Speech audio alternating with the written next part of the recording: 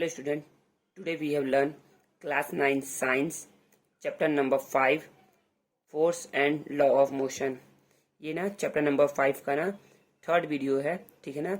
Last 2 video में हम लोगों ने ना फोर्स के बारे में पढ़ा था और लॉ ऑफ मोशन के बाद 2 लॉ ऑफ मोशन के बारे में पढ़ा है। इस वीडियो में ना हम लोग थर्ड लॉ ऑफ मोशन के बारे में पढ़ेंगे एंड मोमेंटम के बारे में पढ़ेंगे और ये 3 पार्ट में ही ना हमारा चैप्टर जो है ना वो कंप्लीट हो जाएगा, ठीक है। और नेक्स्ट जो वीडियो आएगा ना उसमें क्या रहेगा, पूरे एग्जाम्पल जो भी बुक में पूरा एग्जाम्पल है ना उस एग्जाम्पल को सॉल्व किया रहेगा उस वीडियो में, ठीक है ना। तो हम लोग थर्ड लॉ पढ़ते हैं। थर्ड लॉ ऑफ मोशन क्या होता है, ठीक है। To understand the third law of motion let us understand the following activity. हम लोग इस एक्टिविटी को समझते हैं। क्या है activity? Activity 5, take a spring balance. एक स्प्रिंग बैलेंस ए लेना है, जैसे कि देखिए यहाँ लिया गया है take a spring balance and hang it fix and on a wall. और क्या करना है, इसे हैंग करना है एक फिक्स्ड वॉल पर। देखिए जो इसका इसका ये पोर्शन है ना फिक्स एंड, इसे क्या करना है, हैंग करना है वॉल पर with help of a nail. एक नेल की हेल्प से एक नेल इसमें लगा दो और एक नेल के साथ क्या कर दो, इसे फिक्स कर दो। पुट द फ्री एंड जो इसका फ्री एंड है ना ऑफ द स्प्रिंग बैलेंस का and note the force applied. क्या करना है, इसको अप्लाई करना और क्या करना, फोर्स अप्लाई करना। अभी इसे सपोज मत करिए, ये भी नहीं है यहाँ पर, ठीक है ना। अपने हैंड से करके पुल करिए, ठीक है। पुल करेंगे तो कुछ फोर्स होगा, फोर्स से इसमें कुछ रीडिंग आएगा ना, तो उसको क्या करना है, उस रीडिंग को नोट करना है, ठीक है। Now connect another spring balance B with A. अब क्या करना है, ए के साथ ना एक और स्प्रिंग बैलेंस को कनेक्ट करना है एस सोन इन फिगर, जैसा कि फिगर 5 में दिखाया गया है। Pull both the spring A and B together and note down the applied force. और क्या करना है, अब यहाँ को ना फिर से क्या करना है, हम लोग को फोर्स अप्लाई करके खींचना है इसे, ठीक है ना। और क्या करना है, जो भी रीडिंग आएगा ना उसे नोट करना है। यू फाइंड दैट, आपको मिलेगा ना both the spring balance show the same value of force. दोनों स्प्रिंग बैलेंस में ना सेम फोर्स शो हो रहा होगा। यदि इसमें 5 न्यूटन शो हो रहा होगा ना तो इसमें भी कितना शो हो रहा होगा, 5 न्यूटन, ओके, फोर्स शो हो रहा होगा, ठीक है। वाई इट इज सो, ऐसा क्यों हो रहा है, तो देखिए यहाँ पर दिखाया गया है एक्शन रिएक्शन, ठीक है ना। तो पढ़ते हैं इसे, क्या है। When one body apply a force on the second body, देखिए ये एक बॉडी है ना, ये बॉडी क्या कर रही है, इस बॉडी पे फोर्स अप्लाई कर रही है। when one body apply a force on the second body also apply the same amount of force on the first body। जो सेकेंड बॉडी है ना वो भी क्या करती है, फोर्स अप्लाई करती है। तो ये फर्स्ट बॉडी हो गई और ये सेकेंड बॉडी हो गई, ये हो गई फर्स्ट और ये हो गई सेकेंड। फर्स्ट बॉडी ने क्या किया, देखिए हम लोगों ने क्या किया ना, when one body apply a force on second body, जब इस बॉडी ने ना फोर्स अप्लाई किया इस सेकंड बॉडी पर, तो ये सेकंड बॉडी जो है ना इस बॉडी पर ना सेम फोर्स अप्लाई करेगी बट इन अपोजिट डायरेक्शन। आपने अप्लाई किया कुछ इस तरीके से और ये अप्लाई करेगी कुछ इस तरीके से, ठीक है ना। This pair of force acting on bodies are called as action reaction force. इस फोर्स को बोलते हैं हम लोग एक्शन रिएक्शन फोर्स बोलते हैं। क्या है, एक्शन रिएक्शन फोर्स है। आपने एक्शन कुछ इस तरीके से खींचा, आपने इस तरीके से खींचा है, ठीक है, तो एक्शन इस तरीके से लग रहा है और रिएक्शन इस साइड में हो रहा है, मतलब कि रिएक्शन ये जो सेकेंड बॉडी है ना वो कुछ इस तरीके से खींच रही है, तो यही है एक्शन रिएक्शन फोर्स, ठीक है ना। तो याद रखिए एक्शन रिएक्शन ना ऑलवेज अपोजिट होता है, मतलब कि यदि एक्शन इस डायरेक्शन में लग रहा है ना तो रिएक्शन इस डायरेक्शन में लगेगा, ठीक है ना। देन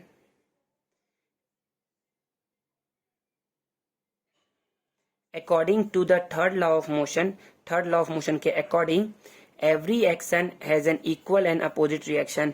हर एक्शन का ना इक्वल और अपोजिट रिएक्शन प्रेजेंट रहता है, ठीक है ना। हर एक्शन का equal and opposite reaction present रहता है। Every action has equal and opposite reaction. Action and reaction force always act on 2 different body. Action और रिएक्शन क्या रखता है, दोनों डिफरेंट बॉडीज पर लगता है। जैसे देखिए फिर से इसी एग्जाम्पल को लेते हैं, तो देखिए बॉडी ए ने क्या किया, बॉडी बी पर फोर्स लगाया, ठीक है ना। तो एक्शन कहाँ हो रहा है, यहाँ हो रहा है ना एक्शन हम लोग इस पर कर रहे हैं, ठीक है ना। मतलब इस बॉडी के थ्रू हम लोग इस पर एक्शन कर रहे हैं। और रिएक्शन कैसे हो रहा है, रिएक्शन ये बॉडी ना इस बॉडी पर रिएक्शन लगा रही है, ठीक है ना। तो यही है action reaction, okay. Therefore even when this force are equal, ये दोनों फोर्स इक्वल है एंड अपोजिट है, the net force is not equal to zero. लेकिन जो नेट फोर्स है ना वो इक्वल टू जीरो नहीं होता है, याद रखिएगा। देखिए फोर्स इक्वल है, ठीक है, बट क्या है, फोर्स इक्वल एंड अपोजिट है, लेकिन जो नेट फोर्स होता है ना वो जीरो नहीं होता है, ठीक है ना। आपको एक बार नेट फोर्स का कॉन्सेप्ट सिखा दूं, देखिए नेट फोर्स का कॉन्सेप्ट सीखिएगा। सपोज करिए ना कि एक बॉडी है, ठीक है, एक बॉडी है, कुछ भी बॉडी हो सकता है। मैंने क्या किया, इस एंड पर इसका 5 न्यूटन फोर्स लगाया, इस फिर यहाँ पर मैंने 3 न्यूटन फोर्स लगा दिया, देन यहाँ पर मैंने लगा दिया 4 न्यूटन, ठीक है। देन इस साइड मैंने फोर्स लगाया 6 न्यूटन, इस साइड फोर्स लगाया मैंने 3 न्यूटन, एंड इस साइड मैंने फोर्स लगाया 8 न्यूटन, ठीक है ना। तो देखिए, तो नेट फोर्स कैसे कैलकुलेट करते हैं, याद रखिए, जब आप ना ऐसे कोऑर्डिनेट्स पढ़ते हैं ना, कोऑर्डिनेट्स, तो उसमें आपने ये सीखा होगा ना कि इस साइड होता है एक्स एक्सिस, इस साइड होता है वाई एक्सिस, इस साइड होता है माइनस एक्स एक्सिस, और इस साइड होता है माइनस वाई एक्सिस, ठीक है ना। तो देखिए, सपोज करिए ना कि इस साइड जो फोर्स लग रहा है ना वो क्या है, पॉजिटिव है, और जो इस साइड फोर्स लग रहा है वो क्या है, नेगेटिव है। तो नेट फोर्स कैसे कैलकुलेट करते हैं, net force is equal to, देखिए नेट फोर्स क्या है, जो भी फोर्स लग रहा है ना पॉजिटिव में उसे लिखिए। देखिए इस साइड लग रहा है तो +5, इस साइड लग रहा है 3 तो +3, इस साइड लग रहा है 4 तो +4, ओके। देन नेगेटिव साइड क्या क्या फोर्स लग रहा है, 6, तो -6 लिखिए। फिर क्या लग रहा है, -3 लिखिए, देन -8, ओके। अब सॉल्व करें, देखिए तो 5 + 3 8, ठीक है ना, 8 से 8 कैंसल आउट, ठीक है, बच गया यहाँ पर, ये केवल तीन चीजें बच गई हैं। तो 4 - 6 गिव -2, एंड -2 - 3 गिव्स -5। तो नेट फोर्स क्या आ गया, net force come -5। It means जो माइनस है ना वो इस साइड है, ठीक है ना, माइनस इस साइड है। इट मीन्स क्या होगा, जब हम फोर्स लगाएंगे ना तो बॉडी इस साइड मूव करेगा, बॉडी इस साइड मूव करेगा, समझ में आ गया ना। तो ये यही होता है नेट फोर्स का कॉन्सेप्ट होता है, ठीक है ना। देखिए अब हम लोग अपने कॉन्सेप्ट पे आते हैं जो हम लोग पढ़ रहे थे। What happened when you walk, क्या होता है जब आप वॉक करते हैं, जब हम चलते हैं ना तो क्या होता है जब हम चलते हैं, देखिए ऐसे ऐसे करके चलते हैं ना, ऐसे ऐसे करके चलते हैं, मतलब कि हम क्या करते हैं ना, अपने पैरों से ना क्या करते हैं, अपने लेग्स के थ्रू ना हम अपने ना जो लैंड है ना, जो अर्थ है ना, उसे क्या कहते हैं, पुश करते हैं, पीछे की ओर पुश करते हैं, ठीक है ना। अब देखिएगा आप ऐसे चलते हैं, ठीक है। What happen when you walk, क्या होता है जब आप वॉक करते हैं। To start walking you need some force, walking start करने के लिए आपको क्या चाहिए, कुछ फोर्स चाहिए, विच कॉज एक्सेलरेशन, जिससे क्या होता है, एक्सेलरेशन जनरेट होता है। To produce acceleration we apply force on the ground through our foot, हम लोग ना एक्सेलरेशन अप्लाई करने के लिए हम लोग फोर्स लगाते हैं ग्राउंड से, ग्राउंड पर फोर्स लगाते हैं अपने फुट के थ्रू। In a direction opposite to the direction of our movement, हमें हमें इधर जाना है ना तो हम इधर फोर्स लगाते हैं, हम क्या करते हैं, हमें इधर जाना है ना तो हम ऐसे ऐसे ऐसे ऐसे फोर्स लगाएंगे, ठीक है ना, opposite direction of our motion. The ground also apply the same amount of the force on our foot in an opposite direction. तो जो ground है ना वो भी क्या करता है, same amount of force लगाता है, but वो opposite direction में लगाता है, which makes us move forward, जिससे क्या होता है, हम forward move कर पाते हैं, ठीक है।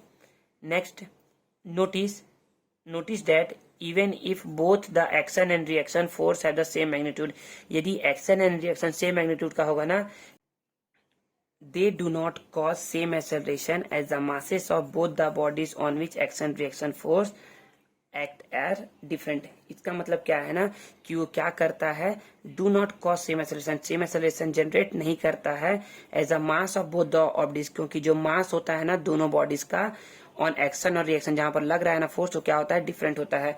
मतलब सिंपल समझिए कि यदि दोनों का मास डिफरेंट है ना तो क्या करेगा, जो फोर्स लग रहा है ना वो सेम एक्सेलरेशन जनरेट नहीं करेगा, ठीक है ना। The earth does not start moving backward on getting pushed by our feet though it produce acceleration require by us to move forward, यदि जो हम लोग अपना एक्सेलरेशन प्रोड्यूस कर रहे हैं ना, जिससे कि हम क्या कर पा रहे हैं, वॉक कर पा रहे हैं, तो वो एक्सेलरेशन इतना ज्यादा नहीं है ना कि क्या हो सके, जो अर्थ है ना वो क्या करे, बैकवर्ड मूव करने लगे आपके फोर्स से, ठीक है ना, यही बताया गया है। देखिए अब नेक्स्ट है, if a body A apply force on F1 on body B and body B applies a force F2 on body A, then according to third law of motion F1 is equal to -F2। देखिए समझ में नहीं आएगा ना तो मैं समझा रहा हूँ क्या क्या बोलना चाह रहा है इसमें, अच्छे समझिएगा। देखिए सपोज करें कि ये बॉडी A है, ठीक है ना, और ये क्या है, बॉडी बी है। क्या कर रहे हैं, बॉडी ए ना, सपोज करिए body A and body B है। यदि बॉडी ए जो है ना वो बी पर फोर्स लगा रही है, बॉडी ए बॉडी बी पर फोर्स लगा रही है ना, सपोज करिए कि F1 फोर्स लगा रही है, एंड बॉडी बी, जब ए ने बी पर फोर्स लगाया है ना, तो बॉडी बी भी क्या करेगी, इस एक्शन का ना रिएक्शन में जवाब देगी, मतलब कि रिप्लाई देगी इसको F2 फोर्स लगा करके। ठीक है ना, यहाँ पर वही बताया गया। देखिए यदि F1 पॉजिटिव है ना तो F2 क्या होगा, नेगेटिव होगा, लेकिन दोनों फोर्स क्या होंगे, सेम होंगे। इसलिए यहाँ बोला जाता है F1 is equal to F2, but F1 यदि x डायरेक्शन पॉजिटिव में है ना तो F2 क्या है, नेगेटिव में, इसलिए यहाँ लिखा F1 is equal to minus F2। Okay, if a body A apply a force of F1, body A ने क्या किया, फोर्स अप्लाई किया F1 किस पे, ऑन द बॉडी बी पर, and the body B apply a force F2 on body A, then according to third law of motion F1 is equal to minus F2। Okay, the negative sign here shows that, जो negative sign है ना यहाँ दिखा रहा है, the direction of force F2 is opposite to the direction of force F1, जो F2 का direction है ना वो F1 के अपोजिट में है। ठीक है, the first and second law of motion are applied on the same object, जो हम लोगों ने first law of motion and second law of motion पढ़ा है ना, वो कहाँ अप्लाई होता है, सेम ऑब्जेक्ट पे अप्लाई होता है। याद रखिएगा, क्वेश्चन आता है ऐसा ना कि सेम ऑब्जेक्ट पे अप्लाई होता है या नहीं होता है, तो सेम ऑब्जेक्ट पे अप्लाई होता है first and second law of motion, while the third law of motion is applied on two object working together। देखिए जो थर्ड लॉ ऑफ मोशन है ना, ये दो ऑब्जेक्ट पे वर्क कर रहा है। ठीक है ना, दो ऑब्जेक्ट पे वर्क करता है, एक्शन एंड रिएक्शन, एक्शन और रिएक्शन होता है। Present those forces which act on two different object at the same time, दो डिफरेंट ऑब्जेक्ट पे सेम टाइम पे वर्क कर रहा है। जैसे देखिए एक पेंसिल है, ठीक है ना, ये एक ऑब्जेक्ट हो गया और मेरा एक हाथ है। देखिए मैंने क्या क्या किया ना, इस पे फोर्स अप्लाई किया, तो देखिए ये एक पहला ऑब्जेक्ट है और ये दूसरा ऑब्जेक्ट है। ठीक है ना, तो देखिए जितना मैंने फोर्स अप्लाई किया है ना उतना ही मेरा हाथ भी क्या कर रहा है, फोर्स अप्लाई कर रहा है। ठीक है, बट वो क्या कर रहा है, अपोजिट डायरेक्शन में कर रहा है। ठीक है, 5.7 है the law of conservation of momentum. हमें क्या पढ़ना है इसमें, law of conservation of momentum पढ़ना है, जो कि क्या है, बहुत ही ज्यादा इंपॉर्टेंट है। ठीक है ना, याद रखिए ना, बहुत ज्यादा इंपॉर्टेंट है ये। Suppose you have two ball A and B, आपके पास कितने बॉल है, टू बॉल है A and B, which have masses ma and mb respectively। ठीक है, these two move in a straight line at a velocity of uva and ub respectively। there is no unbalanced force acting on them, और उस पर कोई भी unbalanced force working नहीं कर रहा है। ठीक है, both this ball hit each other after a time t, और दोनों बॉल क्या कहते हैं, एक दूसरे को हिट करते हैं आफ्टर अ टाइम, आफ्टर कुछ टाइम के बाद। The force applied by A on B is FAB and the force applied by B on A is FBA। ठीक है ना, तो देखिए मैं समझा रहा हूँ एक बार फिर से। तो देखिए सपोज करिए ये मास A है, एक बॉडी A है, इसका मास हो गया MA, और एक बॉडी B है, उसका मास हो गया MB। ठीक है ना, जो बॉडी ए है ना वो क्या कर रही है, मूव कर रही है यूए वेलोसिटी से, एंड जो बॉडी बी है ना वो मूव कर रही है यूबी वेलोसिटी से। ठीक है, आफ्टर कुछ टाइम के बाद क्या होगा ना, body A and body B क्या होगी, कोलाइड करेगी, मतलब कि हिट करेगी एक दूसरे को। ठीक है ना, तो हिट करेगी, इट मीन्स एक का स्पीड ज्यादा होगा तभी बी को हिट कर पाएगी, तो इसमें क्या है, यूए ग्रेटर देन यूबी है। ठीक है ना, याद रखना है। हिट करी कुछ टाइम के बाद तो टी, तो ये हो गया बिफोर कॉलिजन, मतलब कि कॉलिजन के पहले, अभी ये हिट नहीं की है तो कॉलिजन के पहले बताया गया है। ठीक है ना, कि जब ये हिट नहीं की है, जब ये मूव कर रही है ना उस समय बताया गया है। ठीक है, अब बी जो दिखाया गया ना, जब ये क्या कर दिया, हिट कर दिया इट मीन्स आप लिख सकते हैं at the time of collision. Collision के समय क्या हुआ, देखिए दोनों बॉडी हिट की एक दूसरे को, तो देखिए क्या होगा ना, जो बॉडी ए है ना वो बॉडी बी पर क्या करेगी, फोर्स लगाएगी, तो ये फोर्स लगाएगी। देखिए बॉडी ए ने बॉडी बी पर फोर्स लगाया, इट मीन्स फोर्स लगाया है, तो ए ने बी पे फोर्स लगाया, इसलिए आप लिखेंगे इसको A B. Okay, then Newton के थर्ड लॉ ऑफ मोशन से आप बोल सकते हैं ना कि बी ने भी क्या किया होगा, ए पर फोर्स लगाया होगा, तो फोर्स लगाया इट मीन्स F लगाया, बी ने ए पे लगाया it means B A. Okay, तो यहाँ पर वही बताया गया है, the force applied by B on A is FBA, thus the velocity of A and B now becomes V A and V B respectively, जिससे क्या होता है दोनों का जो वेलोसिटी होता है ना वो चेंज हो जाता है।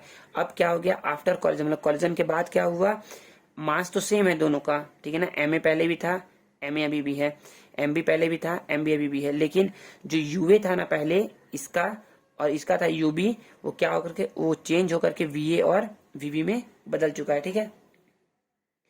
The force applied by each ball on each other is equal and opposite. जो फोर्स अप्लाइड हो रहा है ना बॉल ए का बॉल बी पर और बॉल बी का बॉल ए पर, वो क्या हो रहा है इक्वल है बट क्या है अपोजिट है।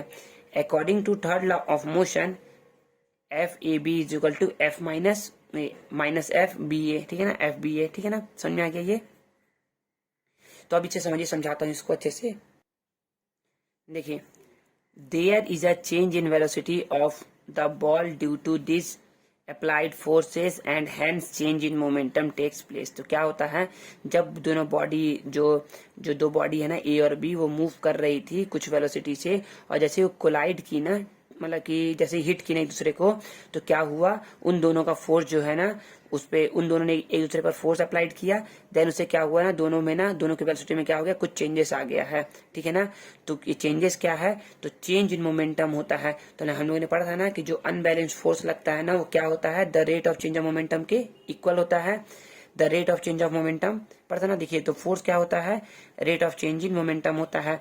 Newton second law of motion, तो यहाँ पर वही लिखा गया है according to Newton second law of motion force is equal to rate of change in momentum. तो देखिए इसे कैसे लिखा गया मैं बता रहा हूँ। फोर्स को लिखा गया एफ, ठीक है ना, rate of change of momentum, rate of change of momentum मतलब डेल पी अपॉन टी होता है ना change in momentum, del P upon del T. और डेल पी को हम लोग क्या लिख सकते हैं, डेल पी को लिख सकते हैं P2 minus P1, it means final minus initial momentum, then T को एज इट इज राइट कर दीजिए। देन देखिए P मोमेंटम क्या होता है, momentum is equal to mass into velocity. तो मास चेंज हो रहा है क्या, मास तो चेंज नहीं हो रहा है, तो मास लिखिए m P2 sorry V2 mv2 minus m v1, okay. इसको t लिखिए, n देखिए m दोनों में कॉमन है तो m हो गया v2 minus v1 upon t। v2 क्या है जो फाइनल वेलोसिटी हो चुका है और v1 जो इनिशियल में वेलोसिटी था। तो देखिए अब इसको समझिए जैसे, देखिए अब मैं क्या यहाँ से क्या कर रहा हूँ फोर्स ए बी कैलकुलेट कर रहा हूँ। इट मीन्स ए ने बी पे फोर्स लगाया ना, एफ ए बी का मतलब होता है the force applied by A on B, the force applied by A on B. देखिए ए ने बी पे फोर्स लगाया है, तो बताइए आप कि वेलोसिटी किसका चेंज होगा, ए का चेंज होगा या बी का चेंज होगा, बी का ना। तो इसलिए मैं यहाँ लिखूंगा एम को तो एम बी लिख दिया क्योंकि बी पे वो फोर्स अप्लाई कर रहा है। वी क्या हो जाएगा वी बी हो जाएगा, ठीक है ना, क्योंकि बी का वेलोसिटी चेंज हो गया होगा और पहले क्या था इसका वेलोसिटी यू बी था और टाइम टी टाइम के लिए लगा है, ठीक है ना। सेम उसी तरीके से F B A force applied by B on A, तो किस पे लगाया ए पे लगाया, इट मीन्स मास ए हो गया, ठीक है ना। We A minus U A upon T, final क्या हो गया ए का वेलोसिटी वी ए और इनिशियल में क्या था यू ए था। तो देखिए from third law of motion से एफ ए बी इक्वल होता है माइनस एफ बी ए के, तो इक्वल रख दो इसको, ठीक है ना। देखिए टी से टी कट जाएगा, ठीक है ना। अब देखिए M B V minus B H D write कर दिया गया, minus M A V A minus U H D write कर दिया गया। अब देखिए सभी को ना ओपन कर दिया गया, ब्रैकेट को ओपन कर दिया गया है, तो M B into V B M B V B, M B into U B minus M B U B, minus M A into V A minus M A V A, minus M A into minus U A minus minus plus M A U A, okay. Then देखिए जो we वाला है ना, we वाला और ये we वाला उसको एक तरफ लेके आ जाइए, ठीक है ना। देखिए एम बी वी बी इसके साथ क्या आएगा एम ए वी ए इधर आ गया, और एम बी यू बी और एम ए यू ए इसको एक साइड लेके आ जाइए। क्यों लेकर के आए हैं, क्योंकि इससे हमको पता चल रहा है ना कि momentum after collision is equal होता है मोमेंटम बिफोर कॉलिजन के। मतलब कॉलिजन के पहले जो मोमेंटम था ना ऑब्जेक्ट का, वो क्या होगा, कॉलिजन के बाद भी वही कॉलिजन के बाद भी वही मोमेंटम रहेगा ऑब्जेक्ट का। ठीक है, तो momentum before collision is equal to momentum before collision. ठीक है ना, momentum after collision is equal to momentum before collision. ठीक है ना, तो यहाँ पर वही बताया गया। देखिए मैं यहां से बोलू ना तो बिफोर कॉलिजन, यहां से समझिए कॉलिजन के पहले इसका मोमेंटम क्या था, ऑब्जेक्ट ए का, तो मोमेंटम होता है p is equal to mass into velocity होता है मोमेंटम। तो देखिए मैं ये बोल सकता हूं ना कि मोमेंटम, इसके लिए मोमेंटम क्या हो जाएगा, M A into U A. ठीक है, इसके लिए क्या हो जाएगा, M B into U B. ठीक है, तो इसको सम कर देंगे तो दोनों का मोमेंटम आ गया। देखिए momentum before collision is equal to momentum after collision. देखिए अब यहां से समझिए, कॉलिजन कॉलिजन कैसे निकालेंगे इसके लिए, सॉरी मोमेंटम कैसे निकालेंगे इसके लिए, तो मास इंटू वेलोसिटी, तो मास इंटू वेलोसिटी, इसका इसका निकालेंगे, मास इंटू वेलोसिटी, इसका मास, दोनों क्या कर देंगे, प्लस करेंगे, दोनों का आ जाएगा मोमेंटम। तो momentum before collision is equal to momentum after collision. ठीक है ना, यही बताया गया है। थ्रू दिस इक्वेशन, इस इक्वेशन के थ्रू वी फाइंड दैट, हम फाइंड कर सकते हैं when there is an external force applied on the ball, किसी भी बॉल पे जब एक्सटर्नल फोर्स अप्लाइड होगा ना, then their total momentum before and after collision remain same. तो मोमेंटम क्या होगा before collision and after collision क्या होगा, सेम होगा। The total momentum of both the ball does not change, जो टोटल मोमेंटम है ना ऑब्जेक्ट का या बॉल का, वो चेंज नहीं होगा। दो their individual momentum does change, लेकिन उसका इंडिविजुअल मोमेंटम क्या हो जाएगा, चेंज आएगा। देखिए इसका इंडिविजुअल मोमेंटम पहले एम ए यू ए था, इसका क्या हो गया एम ए वी ए, इसका था M B V B, M B U B, इसका क्या हो गया एम बी वी बी। देखिए दोनों का टोटल इंडिविजुअल का दोनों का चेंज हो गया है मोमेंटम, बट पहले जो था और लास्ट में जो था वो दोनों क्या है, इक्वल है, यही बताया जा रहा है। This is known as the law of conservation of momentum, इसी को हम बोलते हैं law of conservation of momentum. समझ में आ गया। Then next, according to this law, इस लॉ के according the total momentum of two object remain conserve in the absence of an external unbalance force. जो टोटल मोमेंटम होता है ना वो क्या रहता है, कंजर्व रहता है। ठीक है ना, जब क्या हो, जब एब्सेंस हो एक्सटर्नल अनबैलेंस फोर्स, जब एक्सटर्नल अनबैलेंस फोर्स नहीं लगाया जा रहा है ना, तो टोटल मोमेंटम क्या रहता है, दोनों ऑब्जेक्ट का कंजर्व रहता है, मतलब कि कांस्टेंट रहता है। ठीक है, देखिए यहाँ नेक्स्ट ना एक एक्टिविटी बताया गया है, एक्टिविटी 6। क्या है एक्टिविटी 6, पढ़ते हैं इसे और समझने की कोशिश करते हैं। टेक अ ह्यूज बैलून, एक ह्यूज बैलून मतलब एक बड़ा बैलून लेना है, and after filling air in it tie its mouth using a thread. और जब उसमें क्या हो जाए, अपना हवा फिल कर देना, एयर फिल कर देना, तो उसके माउथ को क्या करिए, आप टाई कर दीजिए यूजिंग अ थ्रेड से, मतलब कि एक थ्रेड से क्या करिए उसके माउथ को बांध दीजिए। ठीक है, attach a straw on the surface of the balloon using a cello tape.